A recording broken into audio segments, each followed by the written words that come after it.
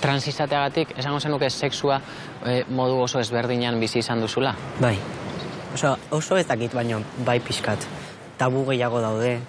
Eta adibidez, segun ze kolektibokin sexu harremanak izan dituzun, komplikatuagoa da, normalean. Neskekin, nola ez dakat faloplastia egin da, neskekin batzutan retxazoa dago. Zergatik, zer esaten dizute? Zer nahi dutela? Adibinez, pues eso, que quieren una polla eta listo.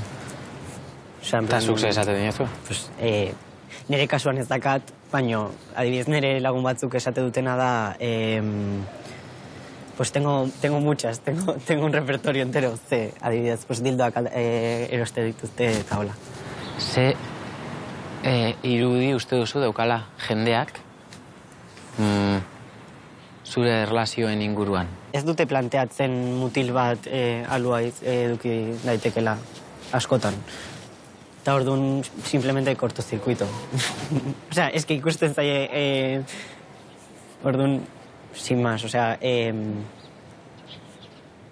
uste ez dudala jakin nahi bere buruan dakaten irudia. Orduan ez dut inoiz pentsatzen.